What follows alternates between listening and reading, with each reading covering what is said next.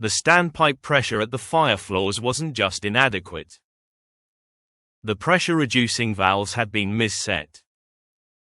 Firefighters connected their lines, opened their nozzles, and watched water dribble onto the floor like garden hoses while flames consumed 8 floors above them. Captain David Holcomb radioed from somewhere in the smoke-filled darkness.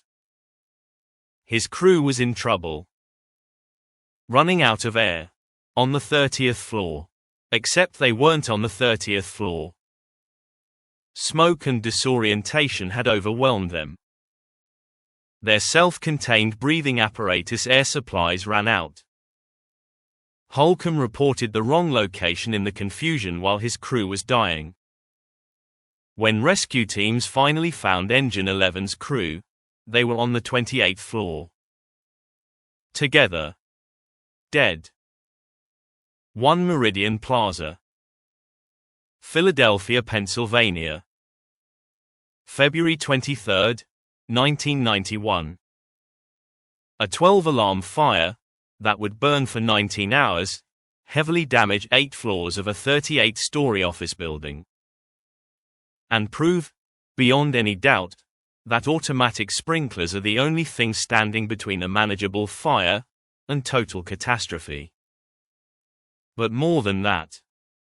It would expose systemic fire safety gaps in pre-sprinkler high-rises. Gaps that building owners had been denying for decades. You cannot expect firefighters to protect buildings that lack basic fire protection systems. You can't. Yet that's exactly what Philadelphia's building code allowed. When One Meridian Plaza was built in 1972, the city was still enforcing a building code from 1949. A code written before anyone understood high-rise fires. A code that made no distinction between a 3-story building and a 38-story tower. No sprinklers required. No automatic fire detection required on all floors. Just build it strong enough, hope nothing catches fire, and trust the fire department to save you if it does. 3 firefighters died because that trust was misplaced. This is the story of One Meridian Plaza. The story of how inadequate building codes, misset pressure-reducing valves, and missing sprinkler systems killed 3 firefighters. How systemic fire safety gaps turned a Saturday evening into a 19-hour nightmare. And how 10 sprinkler heads, finally installed on just 1 floor, accomplished what 300 firefighters and 51 engine companies could not. But let's start with the building itself. Because understanding what burned helps explain why it burned the way it did. One Meridian Plaza stood at the corner of 15th Street and South Penn Square in downtown Philadelphia, directly across from City Hall. 38 stories tall, 492 feet from ground to roof. Constructed between 1968 and 1972. Designed by Vincent Kling and Associates. The rectangular tower was 243 feet long, 92 feet wide. About 17,000 square feet of usable space per floor. The structure was steel frame construction, classified as Boca Type 1B. That meant 3-hour fire-rated building columns, 2-hour fire-rated horizontal beams and floor-ceiling systems, 1-hour fire-rated corridors and tenant separations.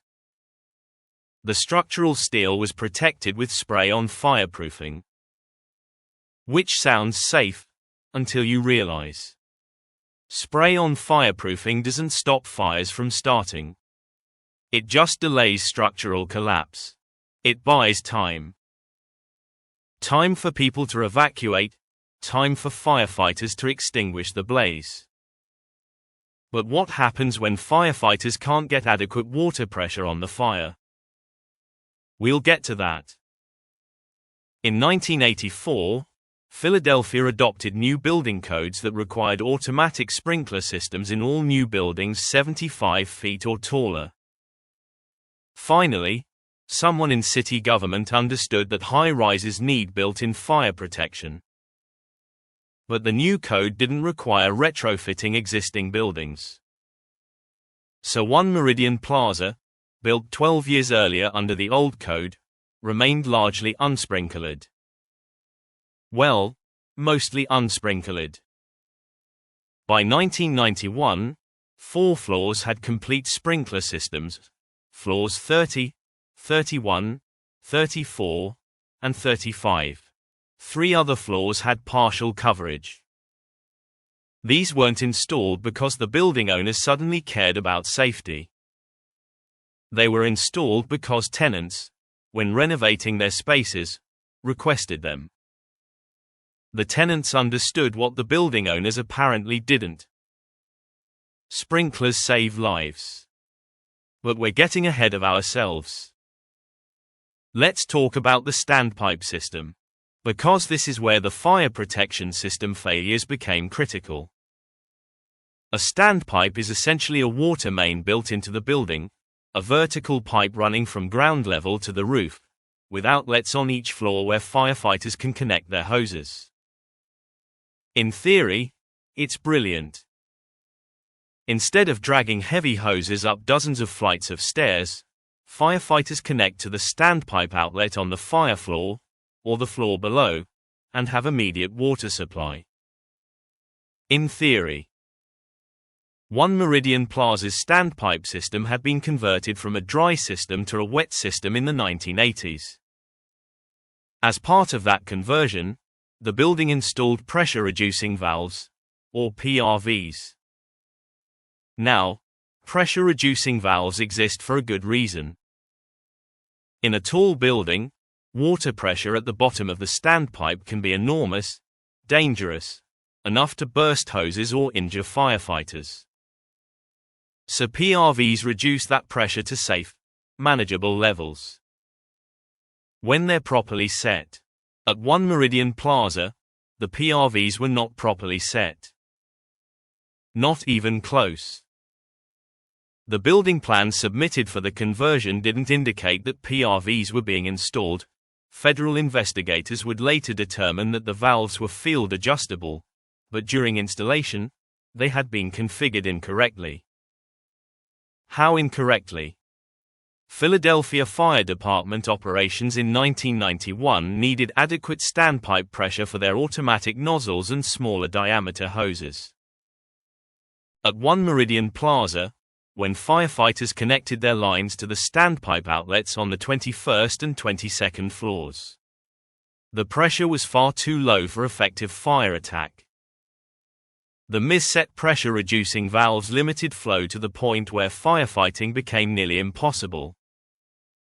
Vince Capizzi, a firefighter who was 32 years old that night, would later describe the moment. It was dark, there were flames and heavy smoke everywhere and intense heat, maybe 1,000 degrees.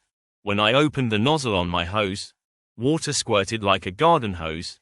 It was wetting the floor. That's about it. We couldn't reach the fire. We couldn't make any progress. The pressure was so low the water was just useless.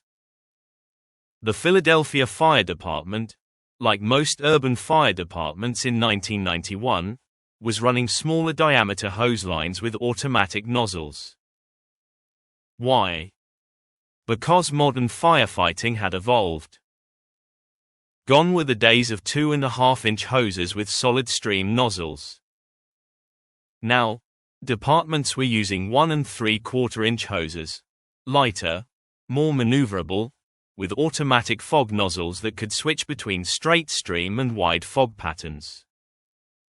These nozzles were brilliant, versatile, effective. At proper pressure, at the inadequate pressure delivered by the mis-set PRVs, they were nearly useless. The water didn't have enough pressure to atomize properly, didn't have enough reach, didn't have enough power to absorb heat or push back flames. It was like fighting an inferno with a spray bottle. Fire Chief William Richmond, who responded to One Meridian Plaza that night, would later testify. Our guys were doing everything right, They were brave. They were skilled. They followed procedure. And it didn't matter. Because when they opened those nozzles and saw that pathetic stream, they knew immediately this was going to be a nightmare. You can't fight fire without adequate water. And we didn't have adequate water. But let's back up. Let's talk about how this fire started. And who knew, or should have known, that it was happening. On the evening of February 23rd, the 22nd floor of One Meridian Plaza was dark, empty, silent. Contractors had been working there during the week, refinishing woodwork in Suite 2200. Beautiful oak paneling, mahogany trim, the kind of craftsmanship you don't see anymore. They'd been using linseed oil, a traditional finishing agent that brings out the grain in wood, makes it glow. Linseed oil is derived from flax seeds. It's been used for centuries. Artists use it. Woodworkers use it. It's wonderful stuff. Except for one small problem. It's flammable. And when improperly stored, it can spontaneously ignite. When you use linseed oil, you're supposed to dispose of the rags properly. Spread them out to dry, or store them in a sealed metal container with water. Never, ever, leave them in a pile. Because linseed oil undergoes an exothermic oxidation reaction. Translation: as the oil dries, it generates heat. In a pile of rags, that heat can't dissipate, it builds up, the temperature rises.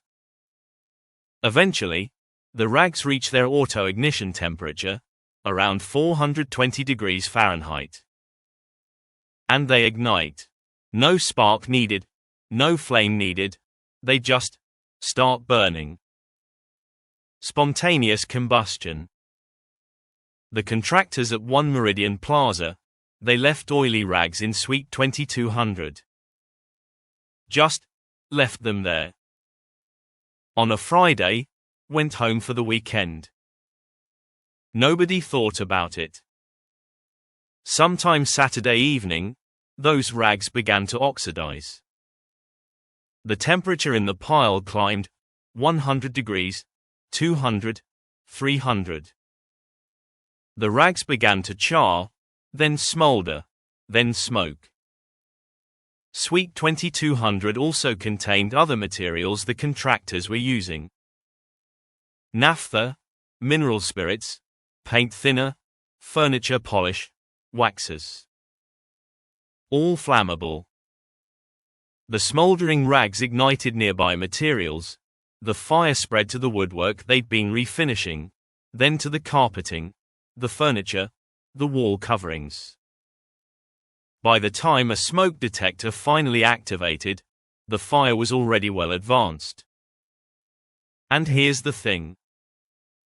The smoke detector that activated, it wasn't even in Suite 2200. Smoke detector coverage on that floor was incomplete. The fire had spread to an adjacent area before a detector finally sensed it. 8:23 p.m. The alarm panel in the lobby illuminated. But the alarm didn't go directly to the Philadelphia Fire Department. That's not how most commercial fire alarm systems worked in 1991.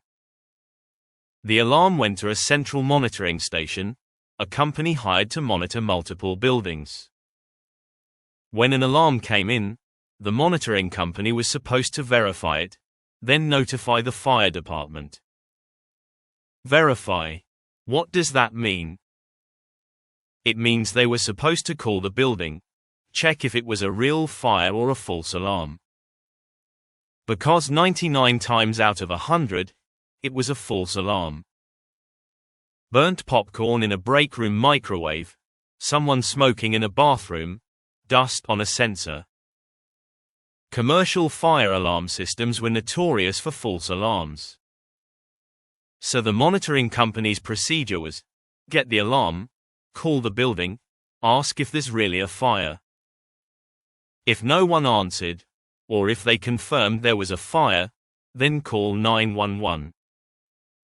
At One Meridian Plaza, the monitoring company received the alarm at 8:23 p.m. They called the building. A security guard answered. The monitoring company asked, "Is there a fire?" The security guard, looking at his panel, said, "I don't know, I'm checking." And the monitoring company, they waited. For several minutes. They waited. While on the 22nd floor, the fire was growing exponentially. Meanwhile, the security guard was trying to figure out what was happening. He couldn't see anything from the lobby. The building had limited security camera coverage.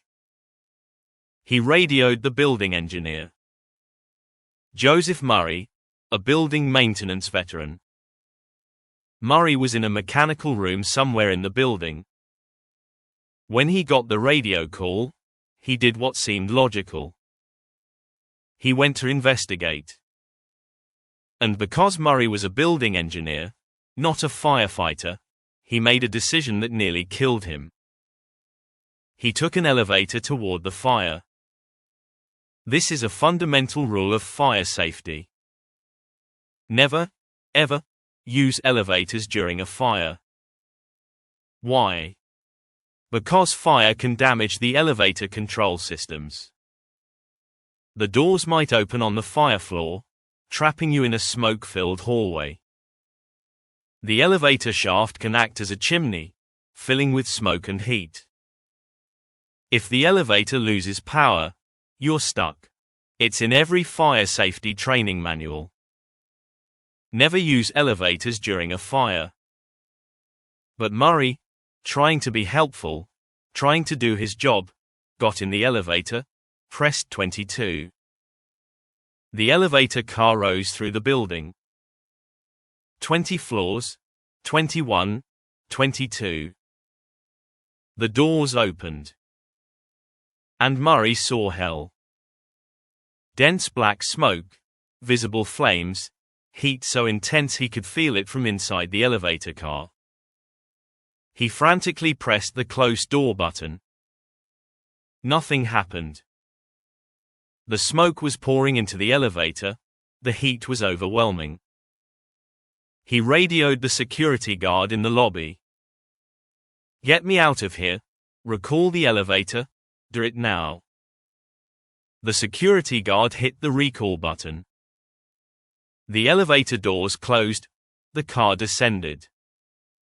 Murray stumbled out in the lobby, coughing, face black with soot. He'd survived. Barely. Only then, only after Murray's near-death experience, did someone finally call 911. 8:27 p.m. Several minutes after the alarm activated. Actually, that's not quite true. Someone else called first. A passerby on the street, walking past One Meridian Plaza, noticed smoke coming from a window high up on the building. Thick black smoke, definitely not normal. They found a pay phone, dialed 911. "There's smoke coming from a big building. I don't know the address. It's near City Hall. A tall building. Yes, lots of smoke." While that call was still in progress, at approximately 8:27 p.m., the central monitoring station finally called 911 to report the fire alarm at One Meridian Plaza. 2 calls, within seconds of each other. Both reporting the same fire.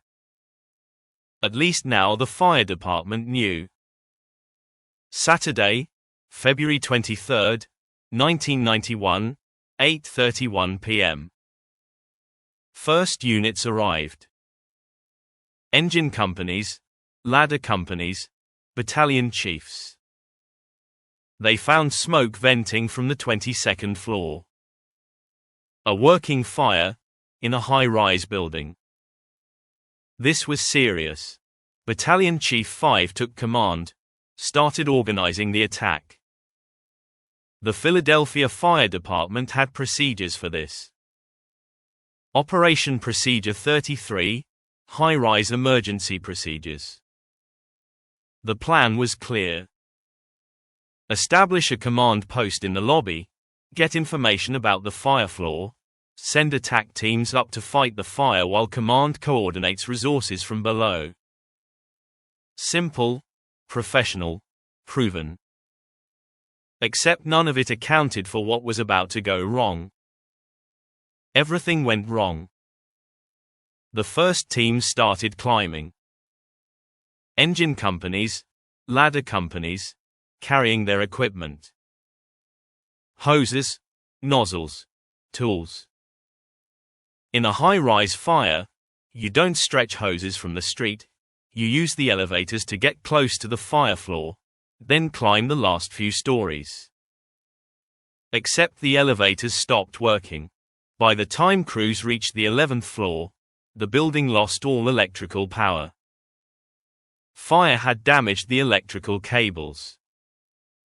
The backup generator, which should have provided emergency power, failed. Just failed. So now hundreds of firefighters were climbing 20, 30 floors, in full gear, carrying equipment. Some were lugging hoses up 20 flights from the street, because the standpipes were their only hope of getting water on the fire. Derek Walker, a firefighter with Ladder Company 15, recalled the climb. We started climbing at the lobby. By floor 10, guys were exhausted. By floor 15, we were taking breaks every 2 floors. This wasn't training. This was full bunker gear, air packs, tools, in the dark.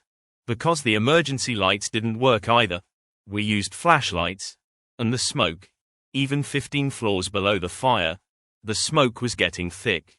We knew this was going to be bad. They reached the 20th floor, established a staging area. More companies arrived, got assignments, started moving toward the 22nd floor where the fire was burning. Engine companies connected to the standpipe outlets on the 21st floor. This is standard practice. Connect one floor below the fire. That way you're attacking from below, using the stairs as a shield. They opened the valves. Water started flowing. And then the nightmare began. The pressure was catastrophically inadequate. When firefighters opened their nozzles, water barely dribbled out. They tried the 22nd floor outlet. Same thing. The mis-set pressure-reducing valves were limiting flow to the point where effective fire attack was impossible. Companies on the 21st floor tried to attack from below, stretching lines to the tenant convenience stairway. The heat and smoke drove them back. Without adequate water pressure, they couldn't advance. The fire kept burning and spreading. Meanwhile, more problems were emerging. The stairwells were filling with smoke. Heavy, thick, toxic smoke. Visibility was zero, even with flashlights, even with thermal imaging cameras. And here's where the pressure-reducing valve problem became truly deadly. Because several hours into the incident, someone finally realized that the PRVs were the problem. A technician was brought in, someone who knew how to adjust the valves. But by then, the fire had gained such headway that it didn't matter. 8 floors were threatened. The heat was causing steel beams to sag.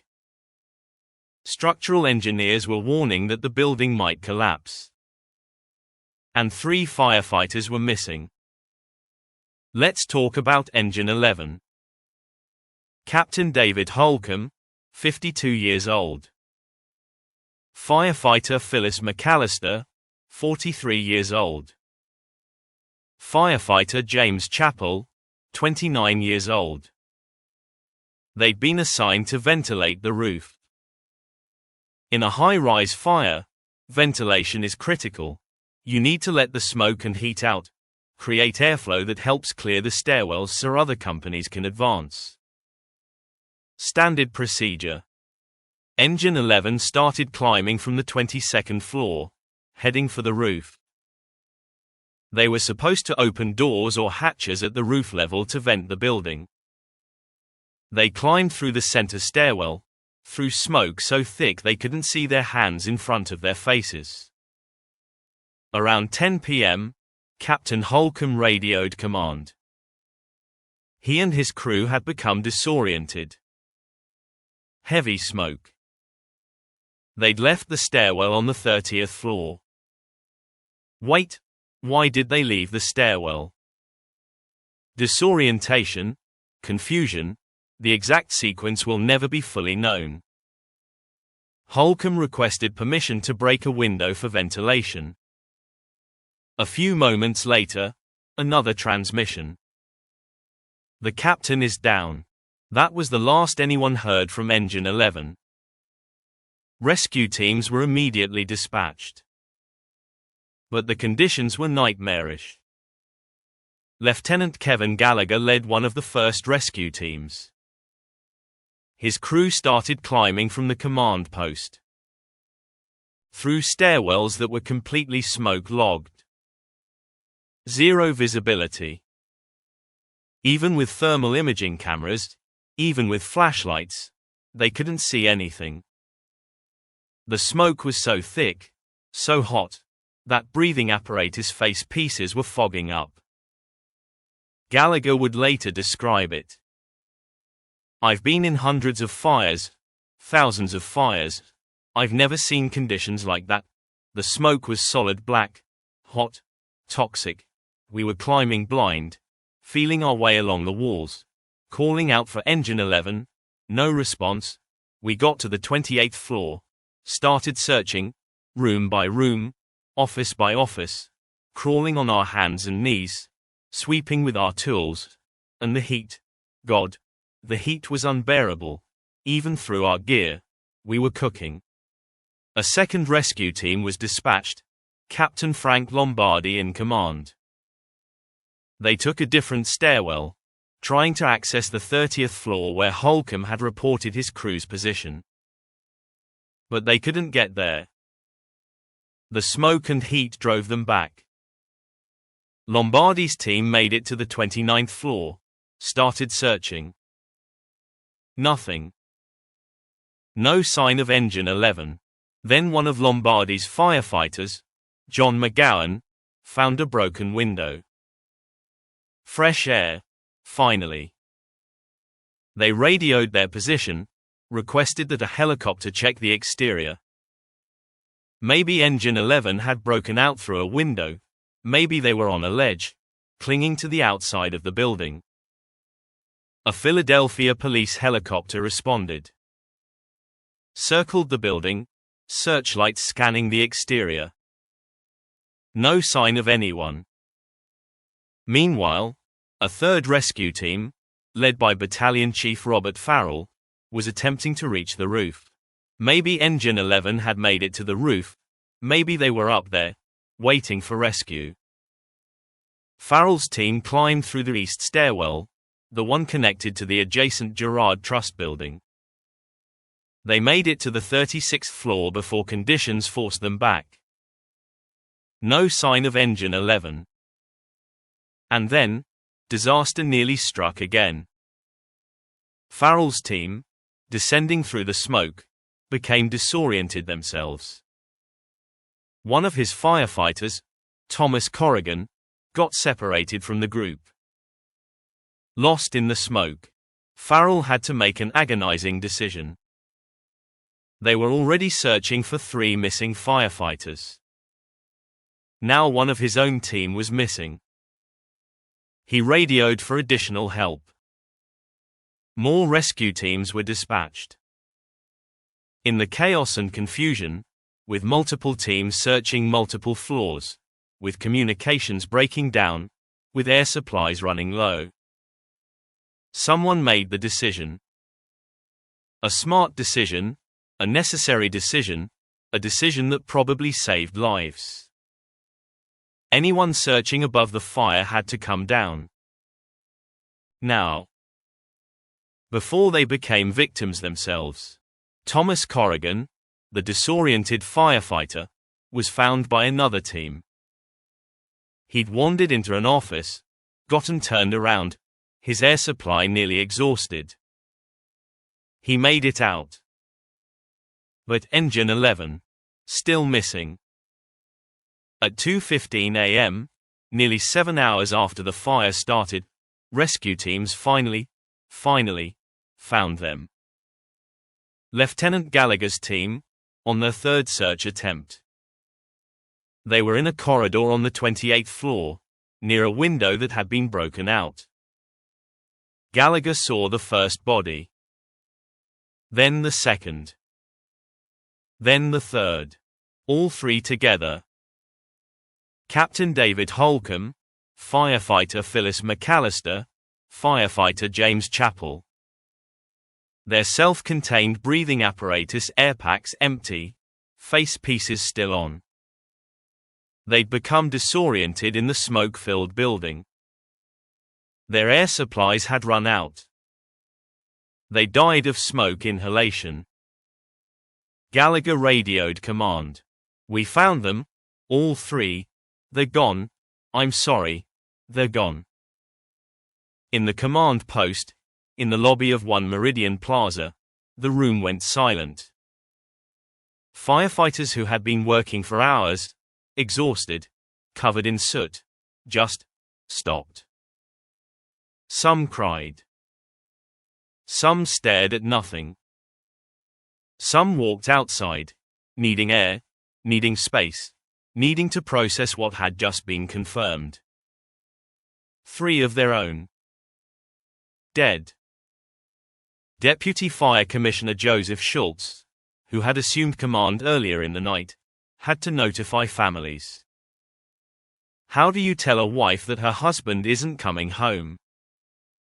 How do you tell parents that their daughter died? How do you tell a young bride that her husband is dead? Phyllis McAllister had been married for 5 months. 5 months. She was a pioneer, one of the first women to integrate into the Philadelphia Fire Department. She'd faced discrimination, harassment, doubt. She'd proven herself, over and over, tougher than most, braver than anyone had a right to be. And now, she was dead. David Holcomb, 52 years old, a captain with decades of experience. He'd mentored younger firefighters, taught them, protected them. That night, he'd led his crew into the smoke, trying to ventilate the building, trying to help. And the building killed him. James Chappell, 29 years old. He'd been with the department for just 3 years. Newly married, new home, new life ahead of him. Gone. By 7 a.m. on Sunday, February 24th, the decision was made. Evacuate the building. All firefighters out.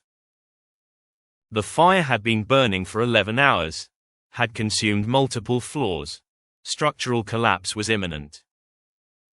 3 firefighters were already dead. Commissioner Roger Alshafer gave the order. There's no fire department in the world that can control a major fire in a high-rise building on an upper floor if the fire protection systems, and also the redundancies that are built into them, all fail. Everything failed very early. The evacuation was completed by 7:30 a.m. Firefighters retreated to surrounding buildings.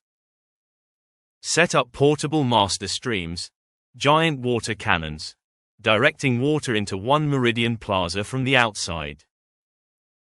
But it wasn't enough. The fire continued to burn, spreading upward.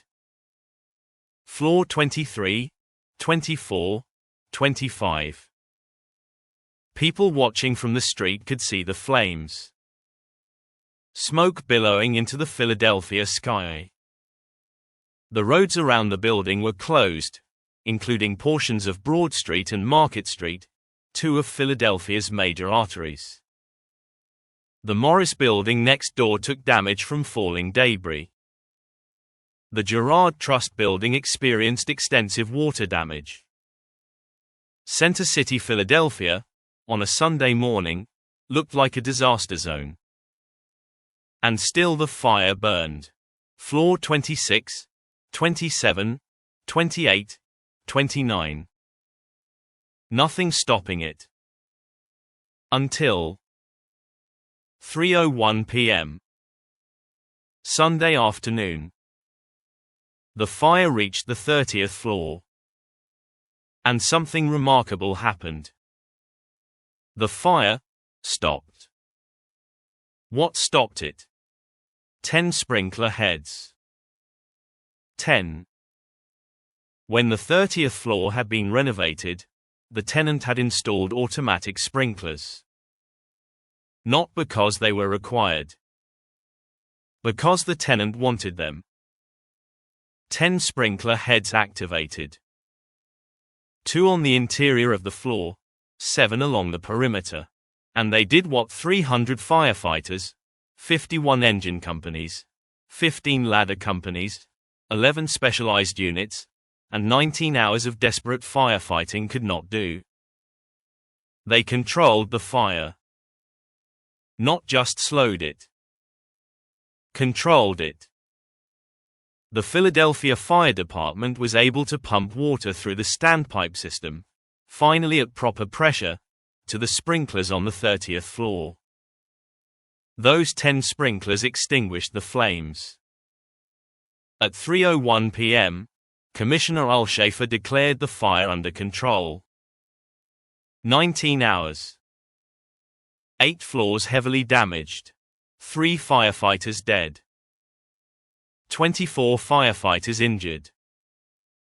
Approximately $300 million in damage.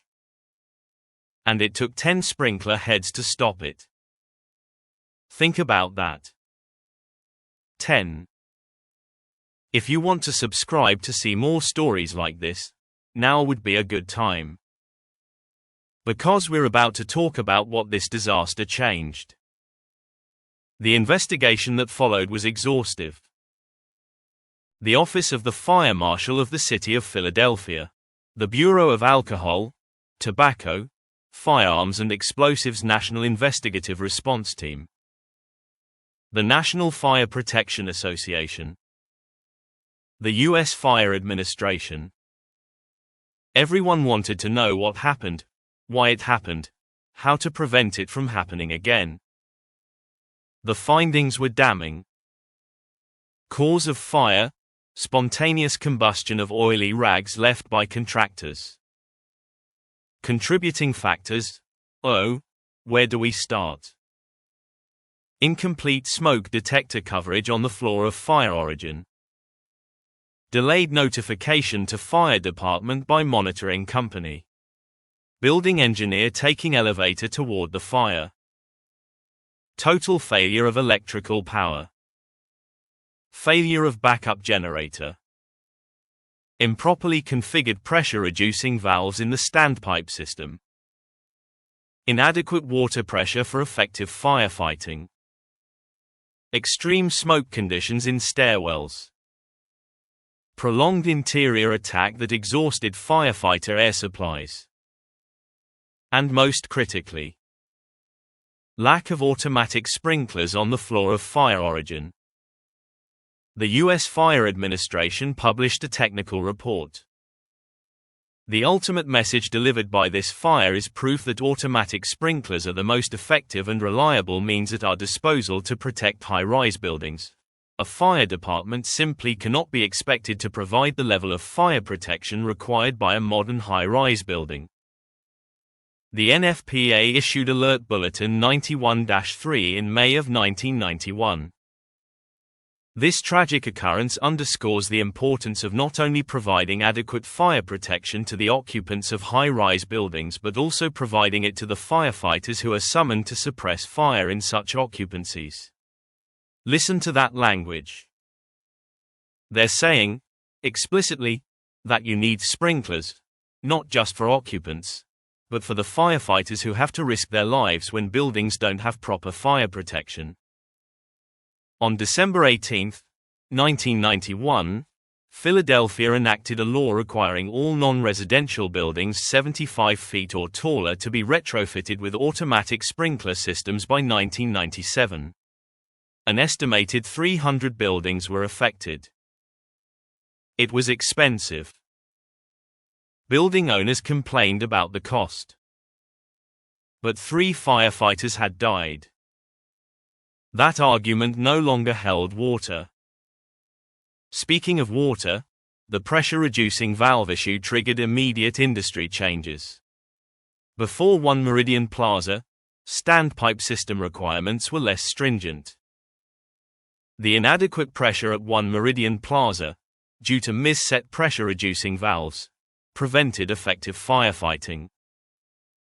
In 1993, NFPA 14, the standard for installation of standpipe and hose systems, was completely rewritten. The minimum residual pressure at standpipe outlets was increased. Pressure-reducing valves had to be tested, properly configured, verified to deliver the pressures and flows needed for actual firefighting. Fire departments nationwide began inspecting every standpipe-equipped building in their jurisdictions.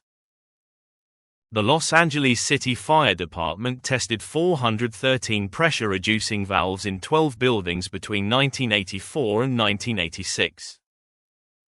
More than 75% required recalibration, repair, or replacement. 75%. These life safety systems were failing, and nobody knew until they tested them. One Meridian Plaza sat vacant for 8 years after the fire. 8 years. The building was caught in litigation between the owners and insurance companies. How much would insurers pay? How would repairs proceed? Should the building be demolished? Meanwhile, businesses near the empty high-rise closed or relocated. The city brought the owners to court to resolve the situation. The building was eventually fully restored and returned to service. Wait, number. Let me correct that. Actually, in 1999, the building was declared a total loss. Demolition began. The 38-story tower that once stood proudly across from City Hall was systematically taken down, floor by floor. The Morris building behind One Meridian Plaza, damaged by falling debris during the fire, also demolished in 2000. Several shops on Chestnut Street, same fate. Where One Meridian Plaza once stood, there's now the residences at the Ritz-Carlton. Luxury condominiums. On the south side of Penn Square, there's a small memorial. Erected in 2009. 3 names. Captain David P. Holcomb. Firefighter Phyllis McAllister. Firefighter James A. Chappell. The inscription reads, "To sacrifice one's own safety in the service of others requires a courage that is rare. Those among us who do are true heroes." Maggie Holcomb, David's widow, spoke at a memorial gathering. "People ask me if I've found closure, if I've moved on. How do you move on when your husband dies doing his job, when he dies because a building's fire protection systems failed? I'm proud of David. So proud. But I'm also angry. Angry that he had to die. Angry that it was preventable." Charles McAllister, Phyllis's father, a retired steelworker, spoke about his daughter. "Phyllis was tough. She fought to become a firefighter, fought against everyone who said women couldn't do the job, and she proved them wrong. She saved lives. She was a hero. But she shouldn't have died that night. She died because the building's fire protection systems failed. She deserved better. They all deserved better. Lisa Chappell, James's widow, they'd been married for 5 months when he died. 5 months. At his funeral, she couldn't speak, couldn't find words. She just stood there, holding the folded flag, staring at the casket. Years later, in a newspaper interview, she said, "I think about what our life could have been, the children we might have had, the house we were saving for, the future we planned, all of it, gone. Because Jim went to work that Saturday night, because he was brave enough to climb into a burning building, and the building's fire protection systems, they failed him." But is that enough? 3 names on a memorial. This wasn't a natural disaster. This wasn't an unforeseeable accident. This exposed systemic fire safety gaps in pre-sprinkler high-rises. The building was constructed under a 1949 building code that didn't require sprinklers. That was legal at the time. The pressure-reducing valves in the standpipe system were misconfigured. Nobody had properly tested them. The building lacked complete smoke detector coverage. The backup generator failed. And 3 firefighters paid the ultimate price. The fire raised uncomfortable questions that extended far beyond Philadelphia. How many other high-rise buildings lacked sprinklers? How many other standpipe systems had improperly configured pressure-reducing valves? How many other cities were enforcing outdated building codes? How many other firefighters were being expected to compensate for inadequate built-in fire protection? The answers were, and remain, troubling. Even today, decades after One Meridian Plaza, the challenge of retrofitting existing high-rise buildings with automatic sprinklers continues. It's expensive. Building owners resist. Politicians hesitate to mandate costly upgrades. And firefighters keep responding to fires in buildings that lack adequate protection. In January 2023, a high-rise condominium fire in Honolulu killed 1 person. The building, built before sprinkler requirements, lacked automatic sprinklers. Sound familiar? It should. 6 years earlier, in 2017, another Honolulu high-rise apartment fire killed 3 people. Also no sprinklers. Finally, in 2022, Honolulu passed an ordinance requiring retrofitting of high-rise buildings with sprinklers. By 2042. 20 years to implement. That's how long we're willing to wait. The One Meridian Plaza fire proved, beyond any doubt, that sprinklers work. 10 heads stopped what 300 firefighters couldn't. Yet we're still debating whether to require them in existing buildings. We're still putting cost ahead of safety. We're still expecting firefighters to risk their lives compensating for inadequate fire protection.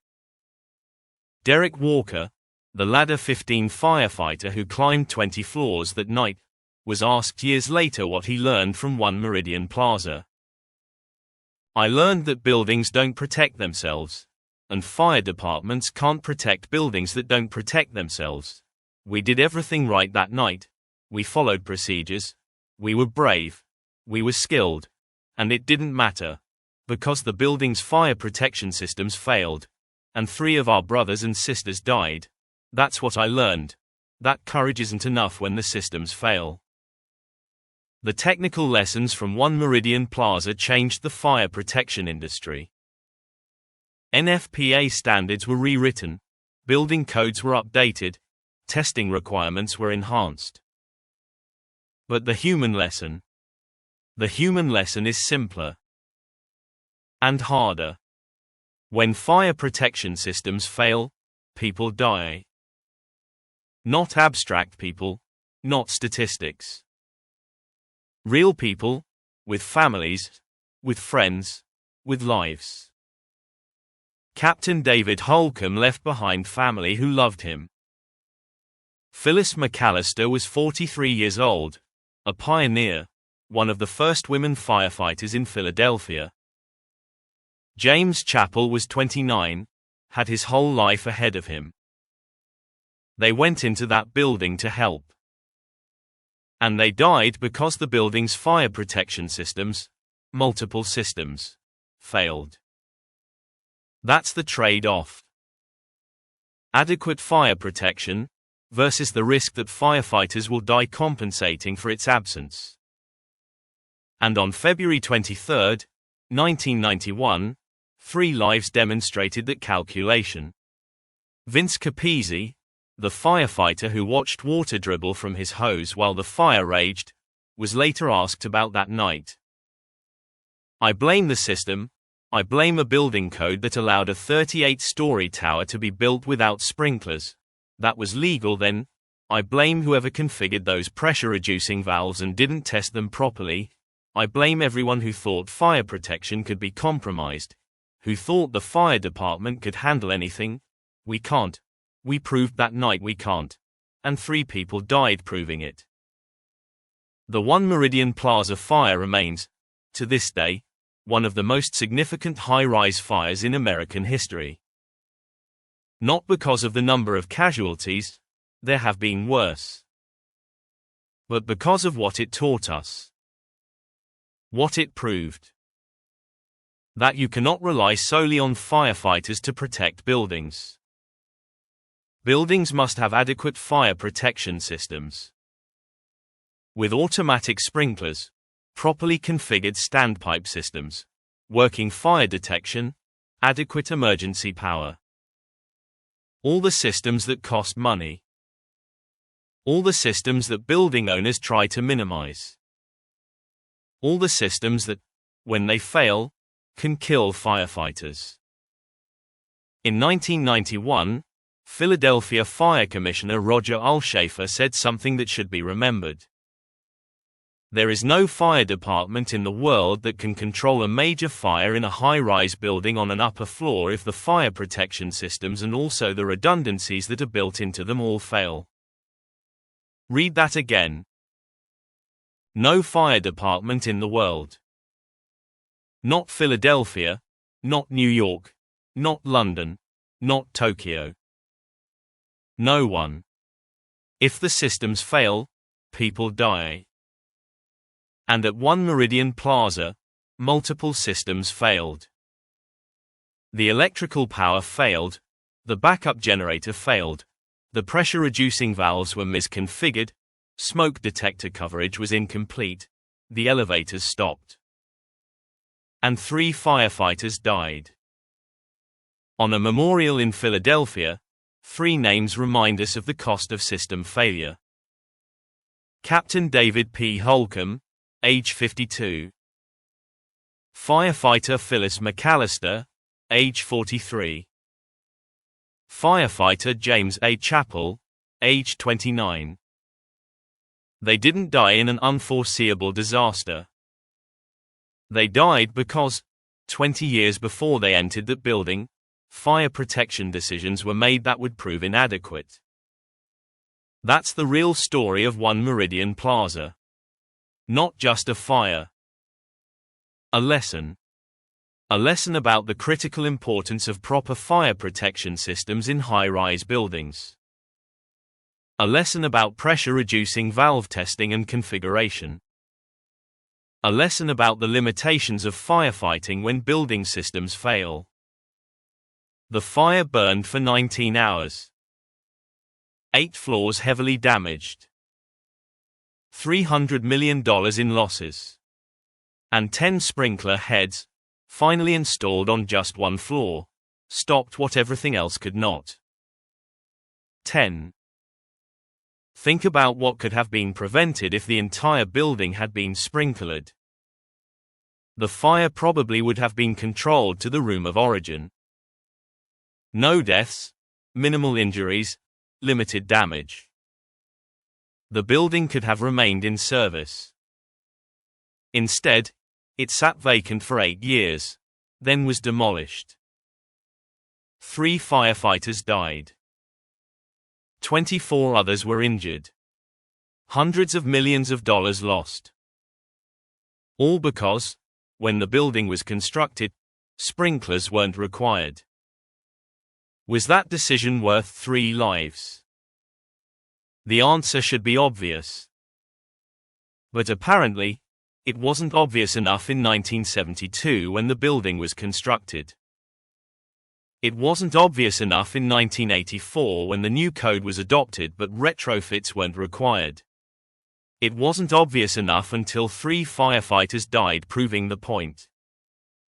On February 23, 1991, the standpipe pressure was catastrophically inadequate. Mis-set pressure reducing valves. Firefighters watched their attack lines dribble uselessly onto the floor. While above them, 8 floors burned. And somewhere in the smoke, 3 of their colleagues were dying. Running out of air. Disoriented.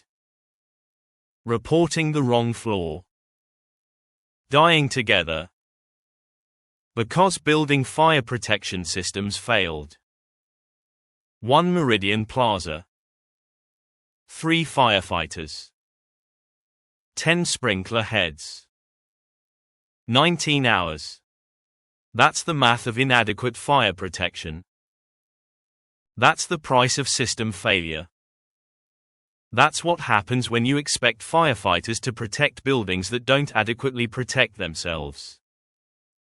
And that's why, today, every fire safety professional points to One Meridian Plaza and says, never again.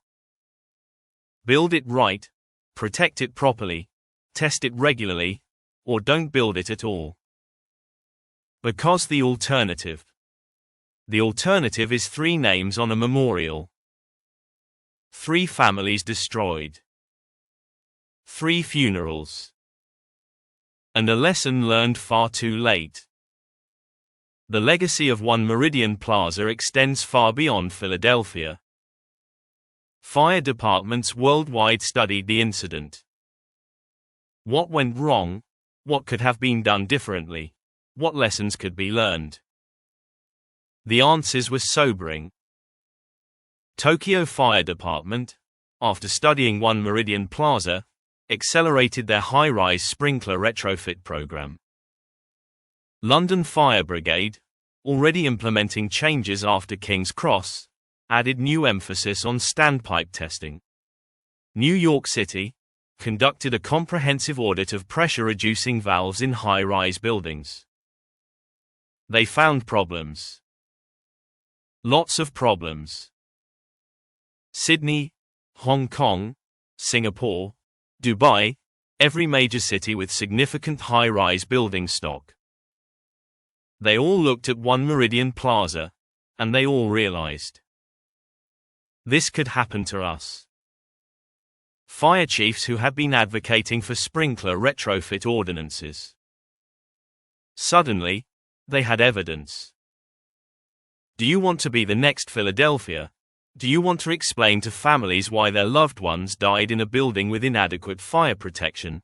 Because that's what happens when we delay, when we say it's too expensive, when we don't require retrofits. People die. That argument, backed by photographs of the burning tower, backed by testimony from Philadelphia firefighters, backed by 3 names on a memorial. It was hard to refute. But building owners still tried. Various industry groups argued that sprinkler retrofits were too expensive. That the costs would force building closures, that the economic impact would be devastating. Fire safety advocates had a simple response. How much did it cost Philadelphia to lose One Meridian Plaza? $300 million in direct damage. 8 years of lost tax revenue. Complete demolition of a major office building.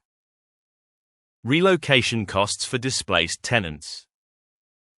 Economic impact on surrounding businesses. And wrongful death settlements to the firefighters' families.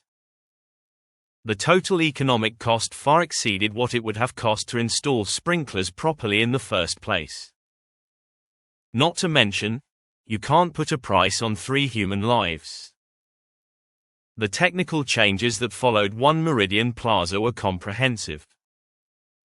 NFPA 14, the standard for standpipe systems, was completely rewritten in 1993. Minimum residual pressures increased. Testing requirements for pressure-reducing valves became mandatory. Annual flow testing, 5-year full flow testing. Documentation requirements, placards at each valve indicating proper settings. Training requirements for building engineers on pressure-regulating devices. NFPA 13, the standard for sprinkler systems, added new emphasis on high-rise buildings. NFPA 1, the fire code, added requirements for emergency power systems. Backup generators had to be tested monthly, under load. Emergency lighting had to have battery backup, independent of building power. The International Building Code, adopted by most U.S. jurisdictions, added retroactive sprinkler requirements. High-rise buildings, whether old or new, needed sprinklers. Period. But implementation, that was another story. Because even with new codes, even with clear requirements, building owners found ways to delay. Financial hardship exemptions, phased implementation schedules, grandfathering provisions. Some buildings still, to this day, lack full sprinkler coverage.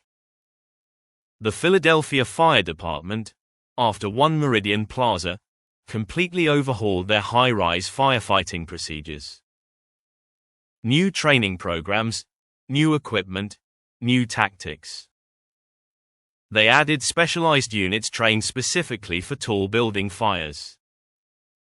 They developed relationships with building engineers. Pre-incident planning became mandatory. Every high-rise building in Philadelphia, mapped, documented, inspected. Standpipe systems tested, pressure-reducing valves checked, emergency systems verified. Never again would Philadelphia firefighters go into a high-rise without knowing what to expect. Other fire departments followed suit. Los Angeles, New York, Chicago, Houston. Every major city with significant high-rise building stock implemented similar programs. Because One Meridian Plaza had proven, beyond doubt, that you couldn't improvise high-rise firefighting. You had to prepare, train, equip, plan. And even then, even with the best preparation, you still needed the building's fire protection systems to work. Because no fire department, anywhere, could compensate for total system failure. Commissioner Al-Schafer's words, spoken in the aftermath, became a rallying cry. There is no fire department in the world that can control a major fire in a high-rise building on an upper floor if the fire protection systems and also the redundancies that are built into them all fail. That quote appears in fire service textbooks. It's cited in building code commentaries. It's referenced in court cases. It's the fundamental truth of high-rise fire safety. Buildings must protect themselves. Firefighters can help, can support, can finish the job. But they can't do it alone. Not in a high-rise. Not when every floor is a separate fireground. Not when water has to be pumped hundreds of feet vertically. Not when smoke fills stairwells and elevators don't work and visibility is zero. They need help.